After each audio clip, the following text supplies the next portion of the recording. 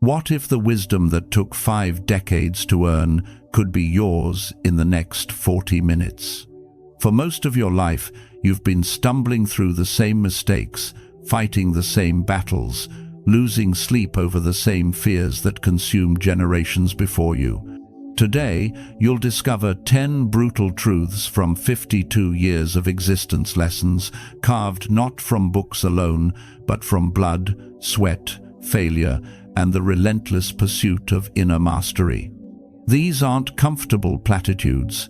They're hard-earned principles that separate those who merely exist from those who truly live with purpose and power. Watch till the end. The lesson you skip might be the one you need most. Marcus Aurelius, the most powerful man in the ancient world, sat alone in his tent on the cold frontiers of the Roman Empire.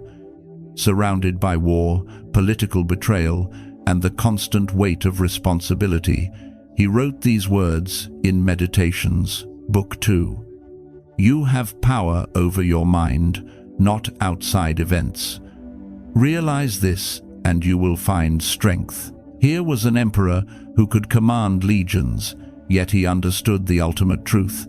The only true sovereignty we possess is over our own thoughts, choices, and reactions.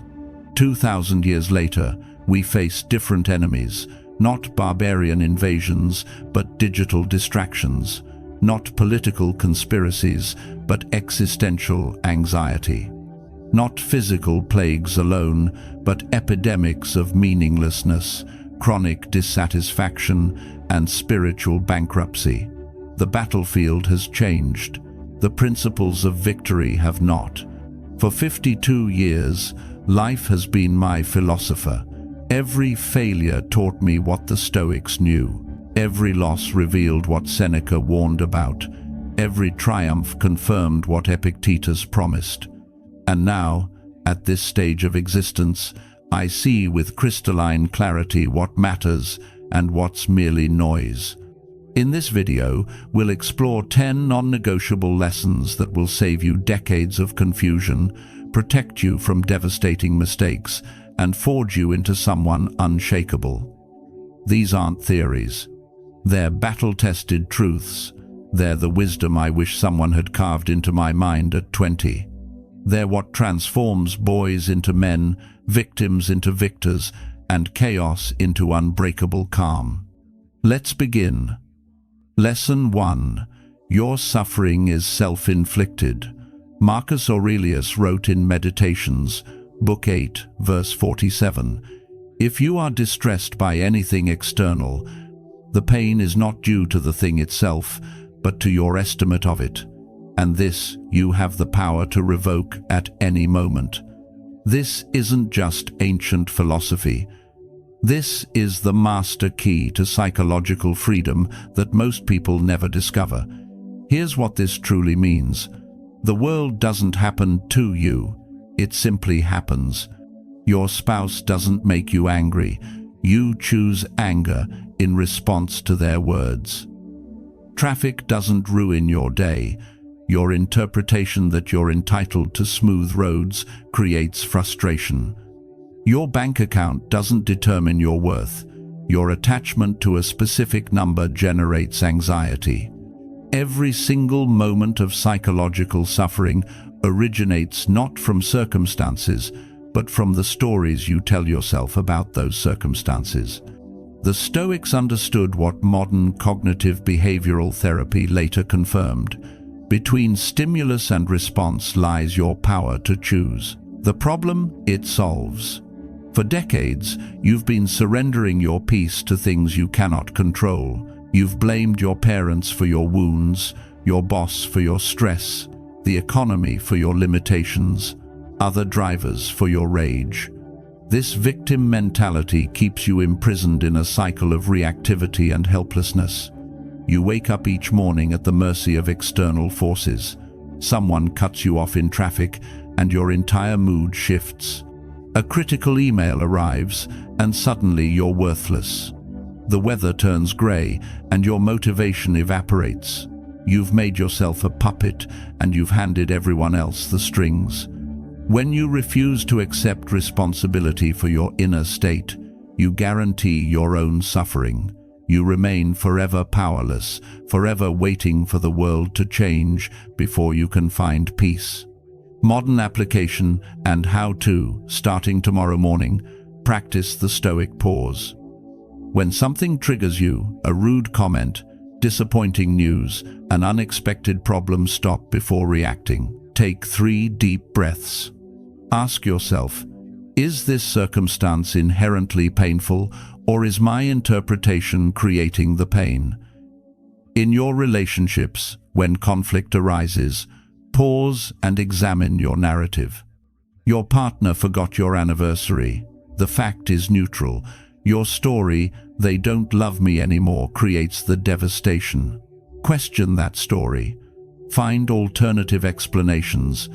Choose a response that serves your peace, not your ego. At work, when projects fail or criticism arrives, separate the event from your self-worth. The project failed. You are not a failure. The criticism identifies an area for growth. You are not fundamentally flawed. This distinction is everything. Create a daily practice.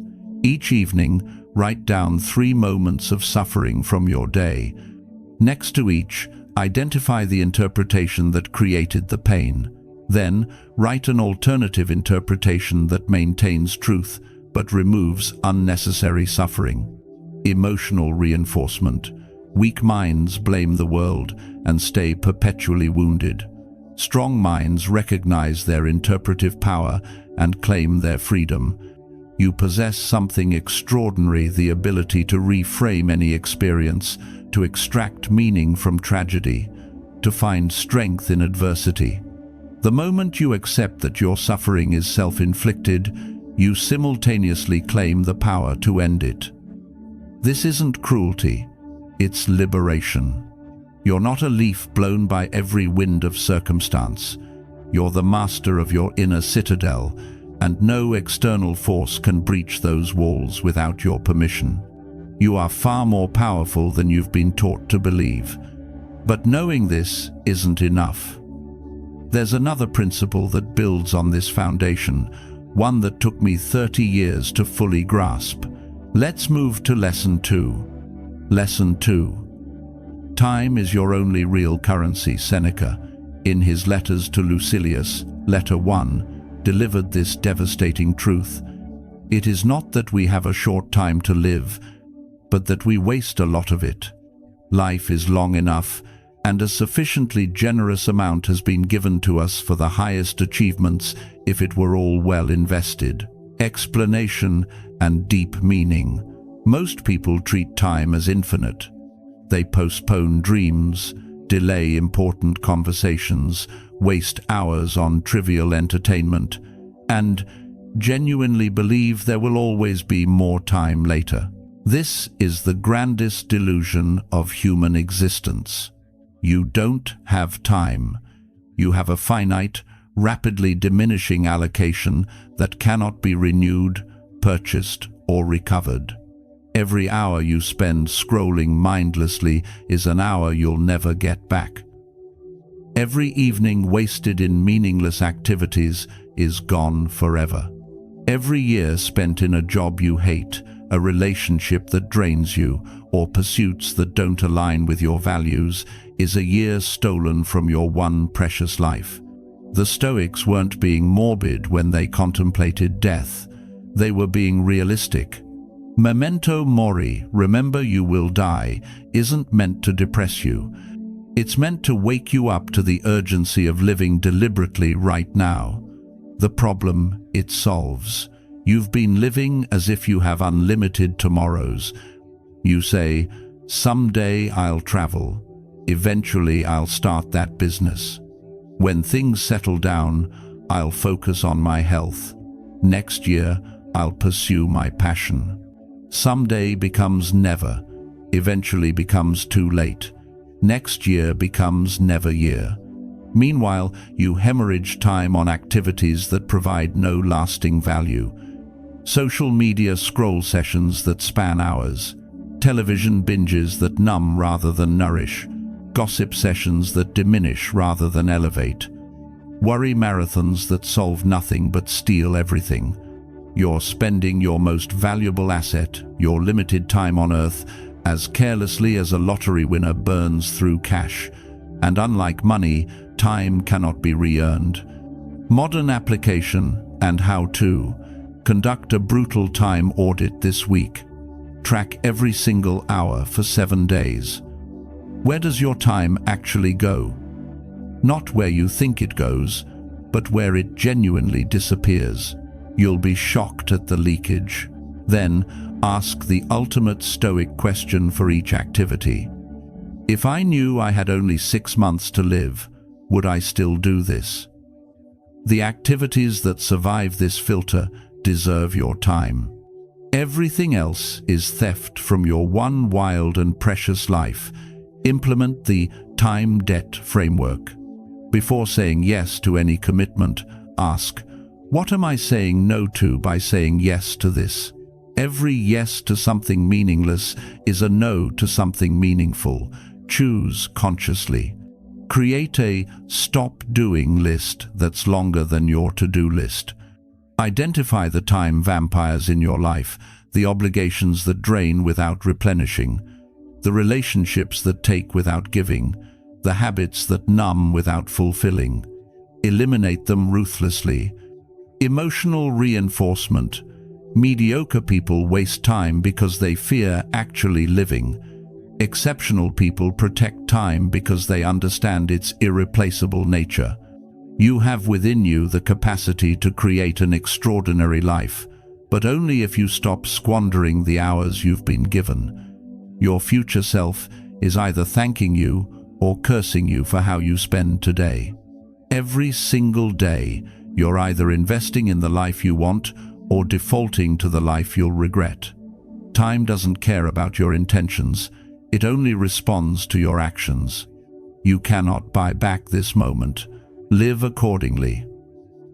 Remember that first lesson about suffering being self-inflicted. This amplifies it, because the regret of wasted time creates the deepest suffering of all. But there's a third lesson that protects you from another massive mistake. Let's continue. Lesson 3. Your reputation is a prison you built. Epictetus taught in the Enchiridion, section 33. Decide now what you wish to be and what you wish to achieve, and then do only that which is consistent with those decisions in every aspect of life. Explanation and deep meaning. For most of your life, you've been performing for an imaginary audience. You've made decisions based not on your authentic values, but on what others might think. You've censored your words, dimmed your ambitions, and contorted yourself into shapes that others might approve of. The Stoics recognized that caring about reputation is natural, but being enslaved to it is catastrophic. When you constantly shape your life around others' opinions, you abandon the only opinion that matters, your own. You become a hollow shell, a collection of other people's expectations wearing a human costume. Marcus Aurelius, despite being emperor, constantly reminded himself that the praise and criticism of others were equally meaningless. Why? Because people's opinions reflect their own biases, insecurities, and limited perspectives, not objective truth about you. The problem it solves. You've sacrificed authentic dreams on the altar of others' expectations. You chose a career your parents approved of, rather than one that ignited your soul. You've stayed silent when you should have spoken because you feared judgment. You've pursued accomplishments that look impressive to others, but feel hollow to you. This reputation prison has specific bars: fear of criticism, need for approval, anxiety about judgment, obsession with how you appear. Each bar strengthens every time you betray yourself to maintain an image. The exhaustion you feel isn't from working too hard, it's from maintaining a persona that isn't genuinely you. It's from constantly performing, monitoring how you're perceived, adjusting your behavior to maximize approval while minimizing criticism. This is not living. This is slow-motion self-abandonment. Modern application and how to start the aligned action practice. Each day, take one action that feels authentic to you but might be criticized by others. Express an unpopular opinion respectfully. Pursue an unconventional goal. Say no to an obligation everyone expects you to accept. Wear something you love that doesn't fit others' expectations. When facing decisions, ask, what would I do if no one would ever know or judge this choice? Then do that thing, regardless of who's watching. Your alignment with your values matters infinitely more than your alignment with others' expectations. Create a criticism immunity statement. Write down your core values and who you're committed to becoming. When criticism arrives, and it will measure it against this statement. If the criticism doesn't align with your values or come from someone living the life you want, dismiss it immediately. Practice the Stoic maxim, I have to die. If it is now, well then I die now. If later, then now I will take my lunch, since the hour for lunch has arrived, and dying I will tend to later.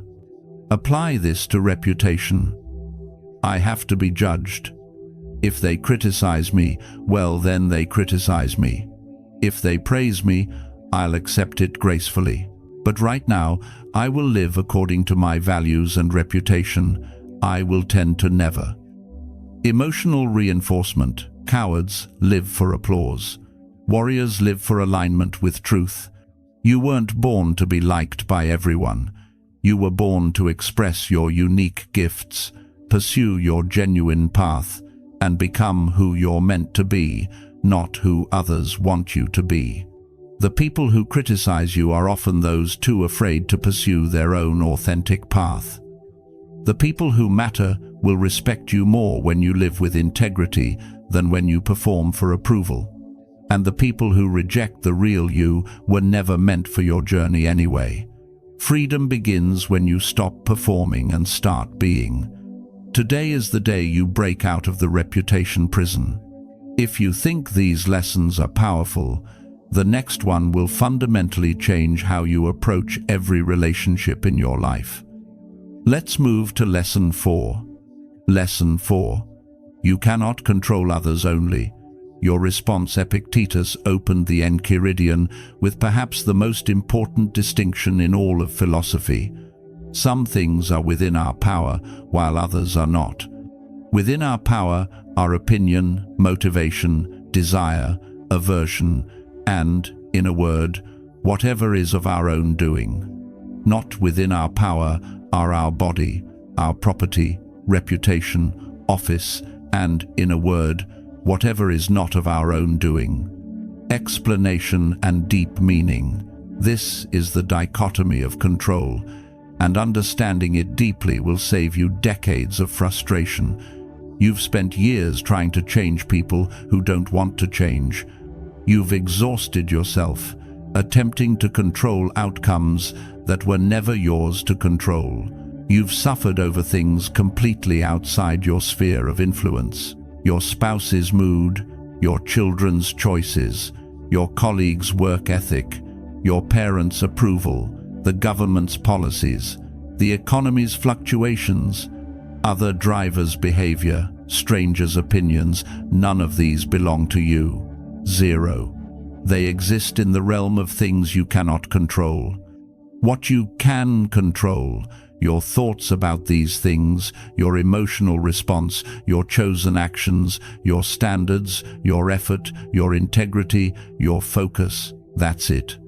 That's your kingdom. It's smaller than you want it to be, but more powerful than you've realized. The problem it solves. You've been exhausting yourself trying to change others.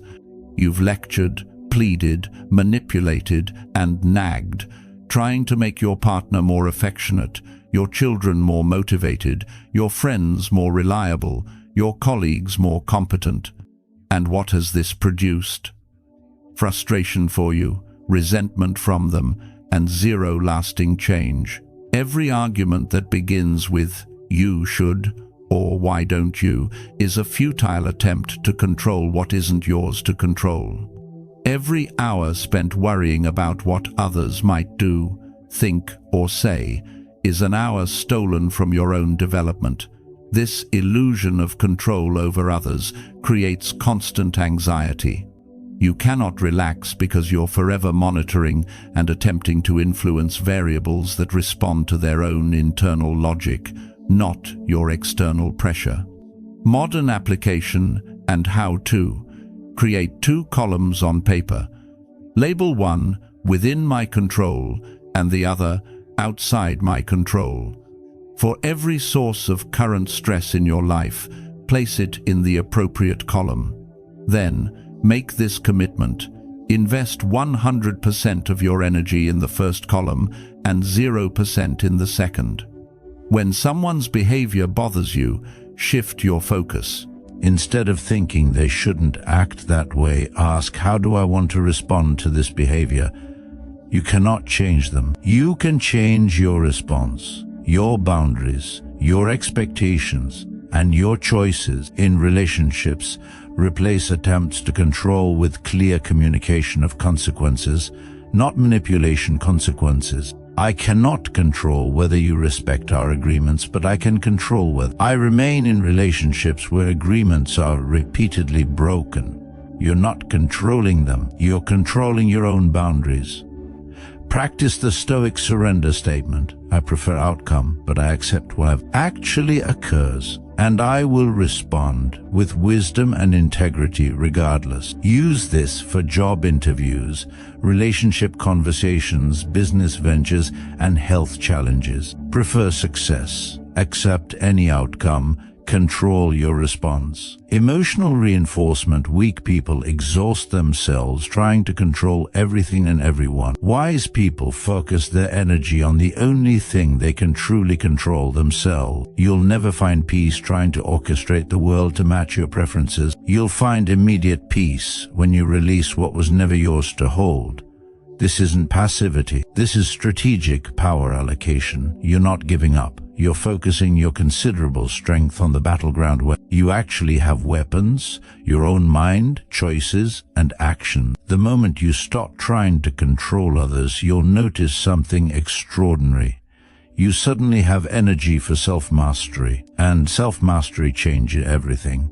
But there's a deeper layer to relationships that took me 40 years to understand. This next lesson reveals the truth about love that poets won't tell you. Let's explore Lesson 5. Lesson 5, Love Without Attachment, as the highest form, Marcus Aurelius, reflected in Meditation. Book 6, verse 23, though you break your heart, men will go on as before. He loved his wife, his children, his friends, but he understood that attachment breeds suffering while love breeds strength. Explanation and deep meaning. This is the most misunderstood lesson in Stoic philosophy. People confuse non-attachment with indifference, but they're opposites. Indifference is not caring. Non-attachment is caring deeply while simultaneously accepting the impermanence and independence of what you love. You can love someone completely while understanding they're not your possession. You can cherish your children while recognizing they're autonomous beings on their own paths. You can treasure your partner while knowing they might leave, change, or die. This isn't pessimism. This is loving wisely. Attachment says, I need you to be a certain way for me to be okay. Love says, I celebrate who you are, and my well-being doesn't depend on you remaining unchanging. Attachment creates clinging, anxiety, and control. Love creates appreciation, freedom, and genuine connection. The Stoics practiced negative visualization, imagining loss not to be morbid, but to intensify gratitude and prevent the shock of impermanence. When you truly accept that everyone you love will one day be gone, you stop wasting time on petty resentments and start treasuring each moment. The problem it solves: your relationships have been poisoned by neediness disguised as love. You've said I love you when you meant I need you. You've called it devotion when it was actually fear of abandonment. You've confused attachment with depth of feeling.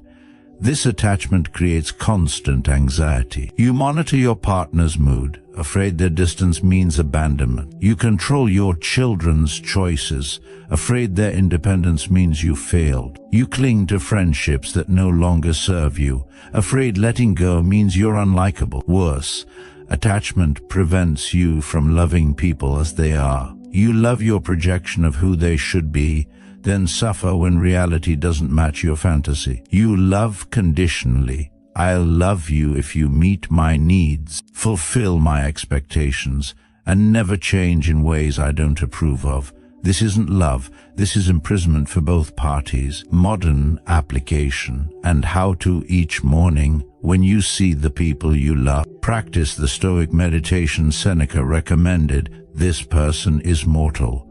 This might be our last day together. This moment is unrepeatable.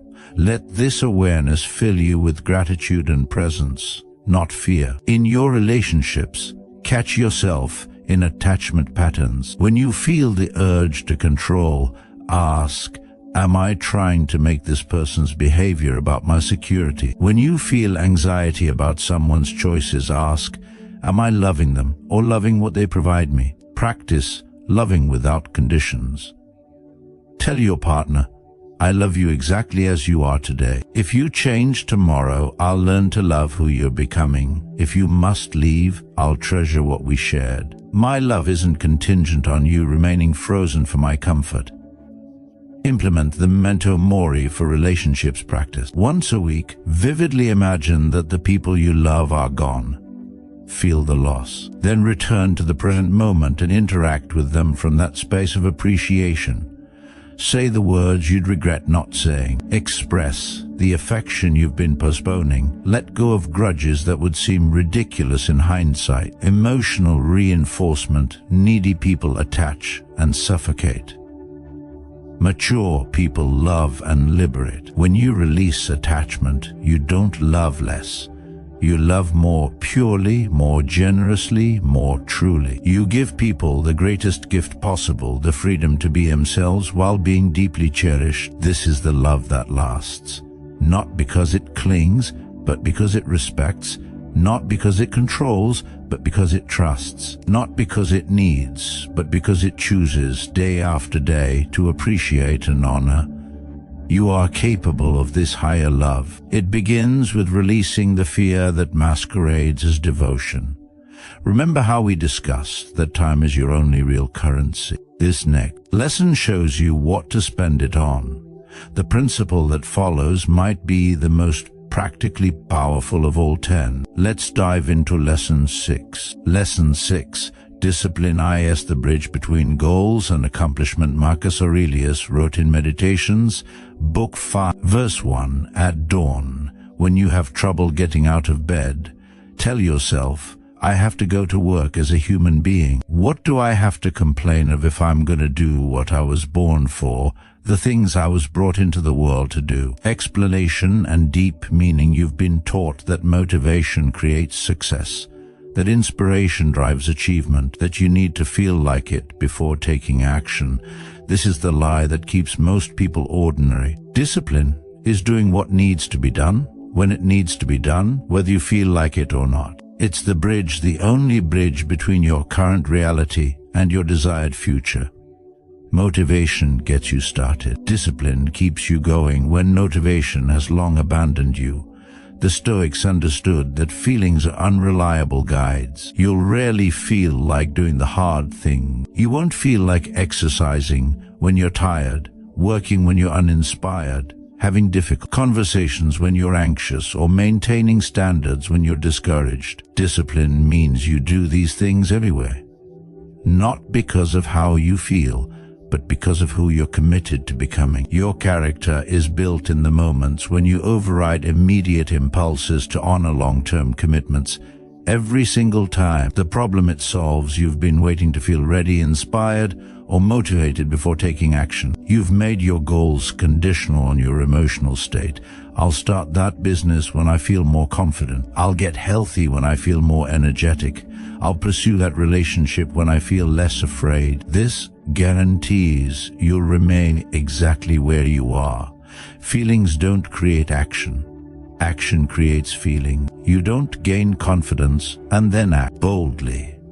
You act boldly and gain confidence from having acted. Your life has become a graveyard of abandoned goals because you relied on the most unreliable force in human existence, how you feel in the moment. Meanwhile, disciplined people who aren't smarter, more talented, or more fortunate than you are building empires because they understand this simple truth: do the work regardless. Modern application and how to identify the 3 highest leverage activities that would transform your life if done consistently. For most people, this includes physical exercise, skill development, and deep creative work.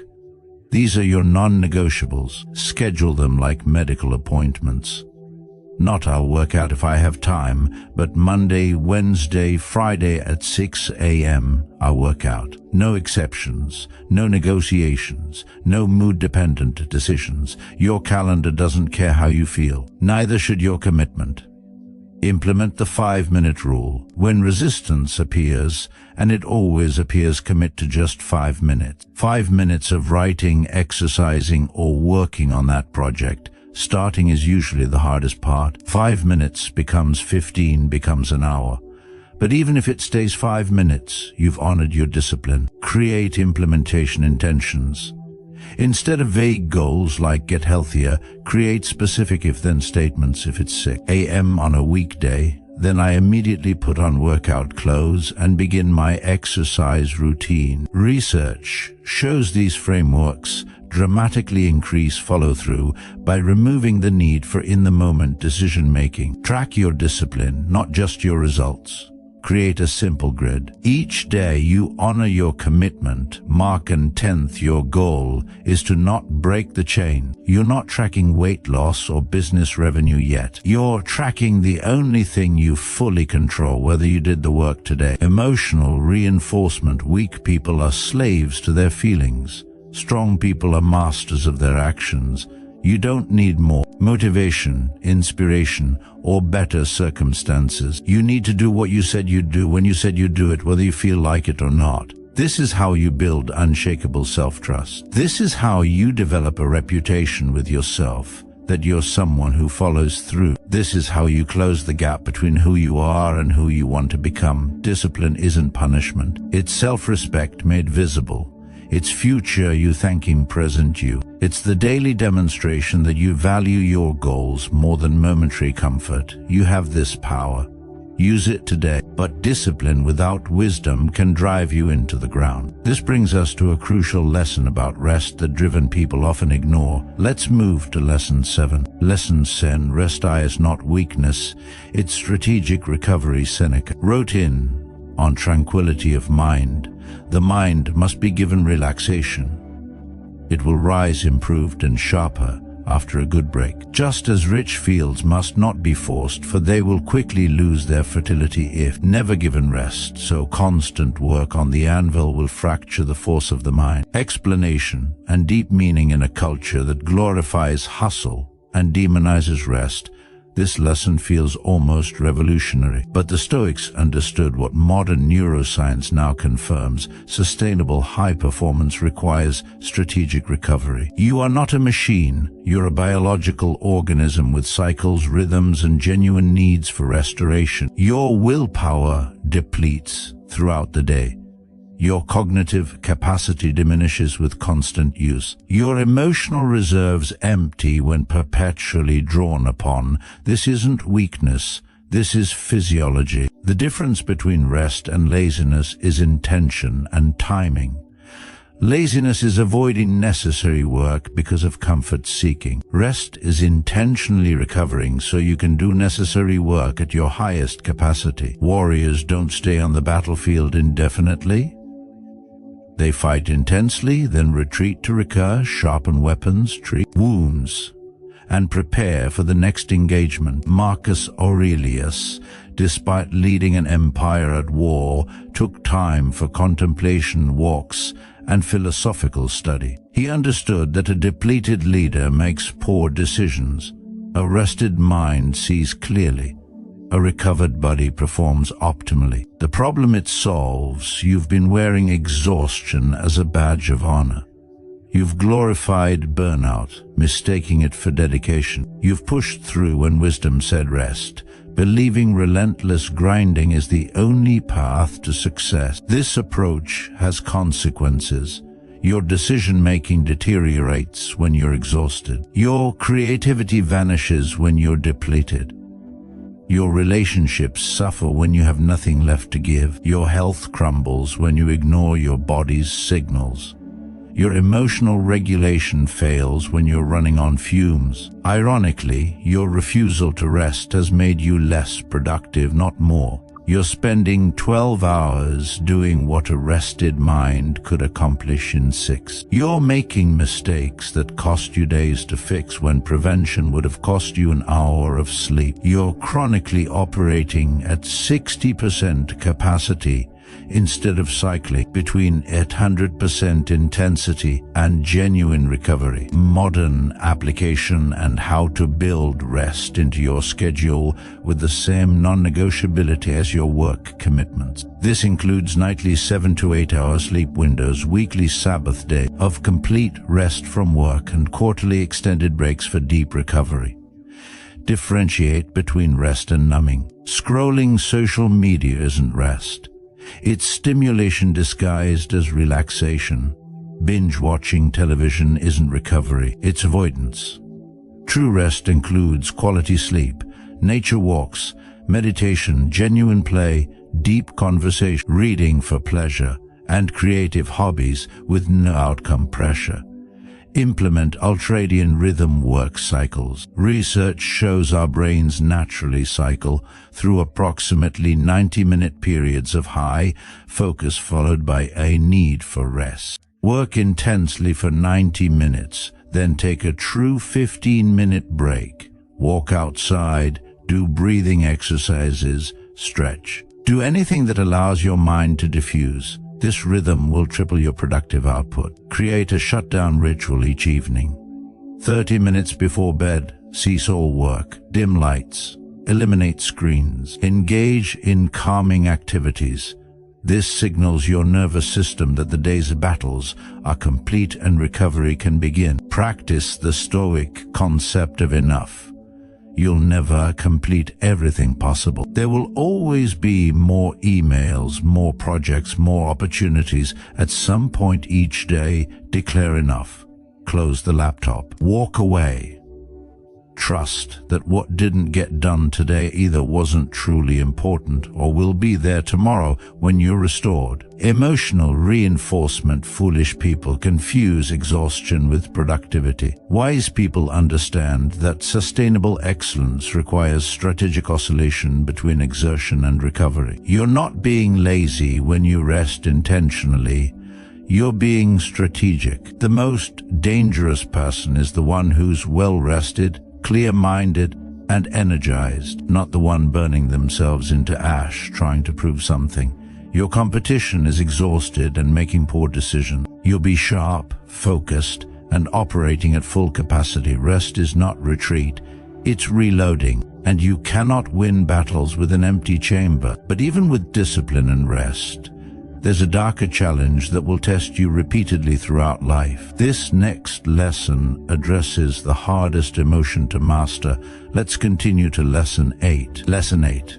Your anger is gasoline you're drinking. Marcus Aurelius wrote in Meditations, Book 11, verse 18. How much more harmful are the consequences of anger than the circumstances that aroused it? Explanation and deep meaning. Anger feels powerful. It surges through you with energy, clarity of villain, and righteous justification. In the moment of rage, you feel strong, decisive, and vindicated.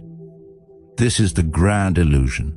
Anger is poison you drink, hoping the other person will die. It's a fire that burns the arsonist's hands. It's a weapon that wounds its wielder more than its target. The Stoics weren't advocating passivity or suppression of all emotion. They were warning against the destructive delusion that anger serves you. Every act committed in anger creates consequences you'll have to live with when the anger subsides. Words that permanently damage relationships.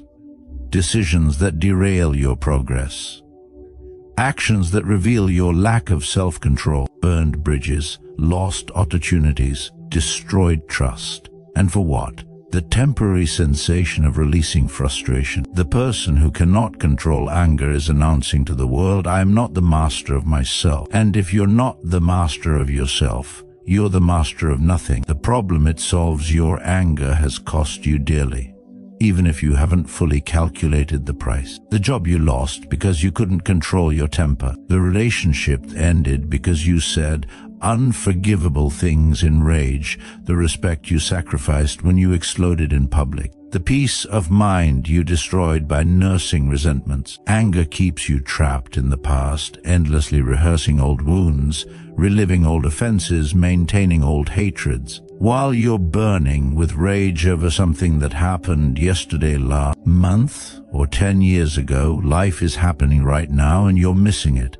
Worse, chronic anger physiologically damages you. It elevates cortisol, damages your cardiovascular system, impairs cognitive function, and accelerates aging. You're literally shortening your life to maintain your fury. The person you're angry at is living rent-free in your head, and you're paying the landlord. Modern application and how to, when anger arises, and it will, implement the Stoic pause before action. Epictetus taught counting to 4 when annoyed and to 10 when angry. Modern neuroscience validates this. It takes approximately 6 seconds for the initial neurochemical flood of anger to begin subsiding if you don't feed it with reactive thinking. Practice the perspective shift. When someone wrongs you, consider this person is acting from their own confusion, pain, or ignorance, just as I have in my past. This doesn't excuse behavior, but it removes the personal sting that fuels rage. Ask the Stoic question, will this matter in 5 years? Most anger-triggering situations won't matter in 5 days. This long-term perspective drains anger of urgency and reveals it as the overreaction it usually is. Create physical distance. When anger rises, remove yourself from the situation. Walk outside, go to another room, take a break. You cannot think clearly during neurochemical flooding. Distance allows the storm to pass. Implement the anger journal practice. When anger arises, write what you're angry about and your desired response, then wait 24 hours. When you return, 90% of the time your response will seem excessive or unnecessary. The remaining 10% can be addressed calmly and strategically. Emotional reinforcement slaves to anger believe they're showing strength. Masters of anger know they're showing mastery. True power isn't the capacity for rage. Every human has that. True power is remaining calm, clear, and strategic when provoked. When you control your anger, you control the situation. When your anger controls you, the situation controls everything. Your choice is simple: momentary satisfaction or lasting dignity. The strongest person in any room is the one who cannot be provoked.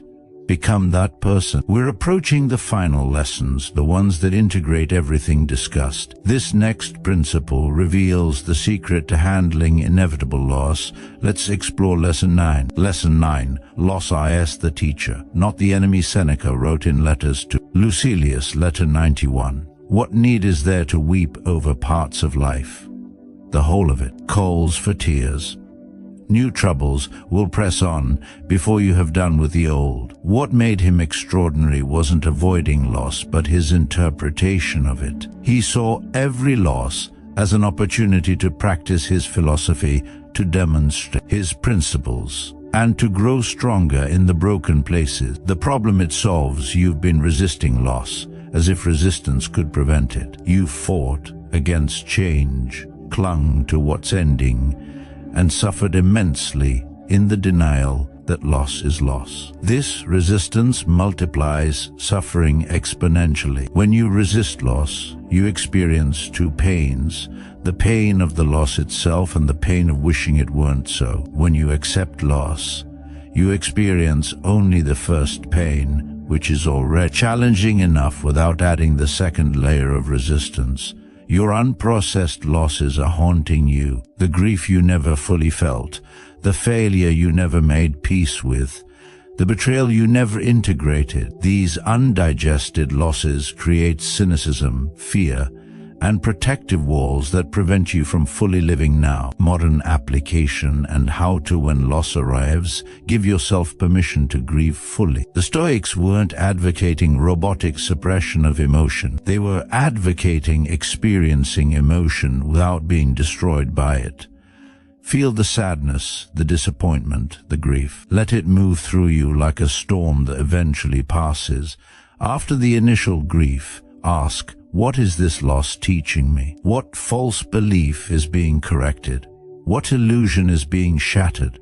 What strength is being forged? Every loss carries curriculum. Extract it. Practice premeditated loss regularly. The Stoics called this negative visualization. Imagine losing what you currently have, your health, your loved ones, your possessions, your status.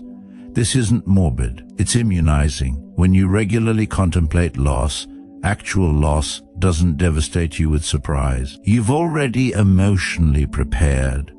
Reframe loss as liberation. Every ending frees you for a new beginning. The relationship that ended clears space for a healthier one. The job you lost releases you to find better alignment. The old version of yourself that died makes room for who you're becoming. Create a loss inventory document. List significant losses you've experienced. Next to each, write what that loss taught you and how it ultimately contributed to who you are today. You'll see a pattern. Your greatest losses often preceded your greatest growth. Emotional reinforcement. Fragile people shatter when loss arrives. Resilient people integrate it and grow stronger. You cannot prevent loss, but you can transform it from enemy to educator, from destroyer to developer. Your losses don't define you. Your response to loss defines you. And you've survived every single loss so far. You're stronger than you know, more resilient than you've given yourself credit for, and more capable of handling what's ahead than you currently believe. Loss isn't the end of your story. It's often the beginning of your most important chapter. And now, the final lesson, the one that makes all the others possible. This is the principle that, when truly embodied, changes everything. Let's complete this journey with Lesson 10. Lesson 10, Your Death is the Ultimate Motivator. Marcus Aurelius. Reflect. In Meditations, Book 2, verse 11, think of yourself as dead. You have lived your life. Now take what's left and live it properly. Explanation and deep meaning. This is memento mori. Remember, you must die. The cornerstone of Stoic practice. You are going to die. Not maybe, not possibly, certainly. Your death date is already set, even though you don't know when it arrives. Every breath brings you closer. Every sunrise counts down. This isn't meant to terrify you. It's meant to wake you up. Nothing clarifies priorities like mortality. Nothing cuts through trivial concerns like the awareness that your time is limited. Nothing motivates excellence like knowing this is your only chance at this particular life. The Stoics kept skulls on their desks, coins engraved with death reminders, and regularly meditated on mortality. Why? Because when you deeply accept that you will die, you stop postponing living. You stop tolerating what drains you. You stop hiding your gifts. You stop delaying important conversations. Death is the ultimate deadline. It makes everything urgent and nothing trivial. It transforms complaint into gratitude, hesitation into action, and mediocrity into meaning. The problem it solves: you've been living as if you're immortal. You've postponed dreams, delayed uncomfortable conversations, tolerated soul-crushing situations, and squandered precious days because you unconsciously believe there will always be more time. This immortality delusion creates a life of half measures. You give partial effort because I can always try harder later. You avoid risks because I'll be brave someday. You stay silent because I'll speak my truth eventually. You remain in unfulfilling situations because I'll make changes when, meanwhile, people you knew are dying. Time you thought you had is evaporating. Opportunities you assumed were permanent are closing. The life you intended to live someday is being replaced by the life you are actually living, which is the one you'll die having lived. Modern application and how to begin each day with memento mori. Before rising, remind yourself, I could die today. This might be my last chance to show love, do meaningful work, experience gratitude, and express who I truly am. Let this awareness infuse your day with presence and purpose. Create a death meditation practice. Once a week, spend 15 minutes vividly imagining your own death. See yourself on your deathbed. What do you wish you had done? Who do you wish you had been? What do you regret? Then open your eyes and realize you still have time. Use it. Make a mortality bucket list. Not places to see, but ways to be, characteristics to embody, standards to maintain, relationships to heal, truths to speak, dreams to pursue. Then, starting today, work through that list with urgency. Practice last-time awareness. When doing routine activities, occasionally ask, what if this were the last time I do this with this person? The last dinner with your aging parent, the last bedtime story with your child, the last conversation with your friend. Let that awareness transform routine into sacred. Write your own eulogy. What do you want said about you when you're gone? What impact do you want to have had? What character do you want to be remembered for? Then reverse engineer your life to deserve that eulogy. Emotional reinforcement. People who forget their mortality sleepwalk through life. People who remember their mortality show up fully, courageously, and authentically. You have a finite number of days remaining. No one knows the number, but it's counting down relentlessly. This isn't cause for despair. This is cause for urgency, gratitude, and commitment to excellence. Your death gives your life meaning. Your mortality makes your choices matter. Your finite time transforms the ordinary into the precious. You are alive right now. This moment exists. You have agency, choice, and capacity. Death is guaranteed, but not yet. Not today. So, today, live with the fierce intentionality of someone who knows time is running out. Because it is. 52 years have taught me what no classroom could. These 10 lessons aren't abstraction. They're hard-won truths carved from failure, loss, triumph, and the relentless pursuit of wisdom. Let's remember them. Your suffering is self-inflicted, giving you the power to end it. Time is your only real currency. Protect it ruthlessly. Your reputation is a prison you built. Freedom comes from authentic living. You cannot control others, only your response. Love without attachment is the highest form. Discipline is the bridge between goals and accomplishment. Rest is strategic recovery, not weakness. Your anger is gasoline you're drinking. Loss is the teacher, not the enemy. And your death is the ultimate motivator. These aren't just ideas to collect. They're tools to wield. They're principles to live by. They're the difference between existing and truly being alive.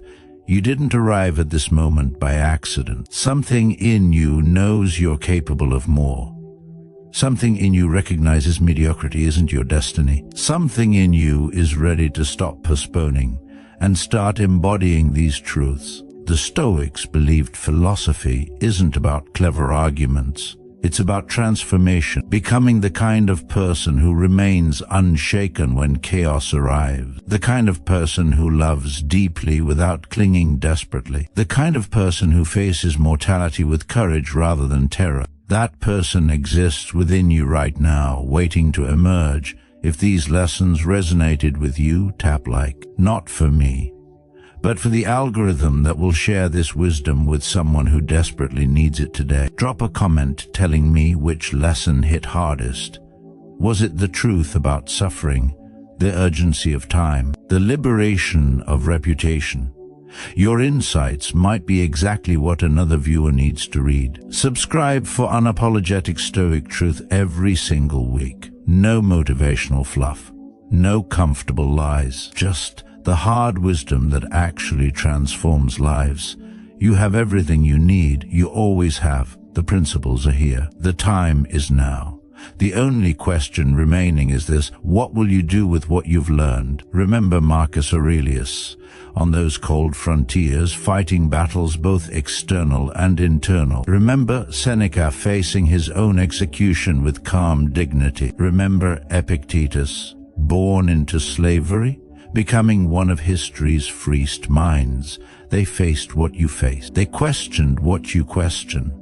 They struggled as you struggle, and they left you a gift, a philosophy that works if you work it. Become the master of your mind. Rebuild, refocus, rise. Your 52 years of wisdom await. You don't have to waste yours.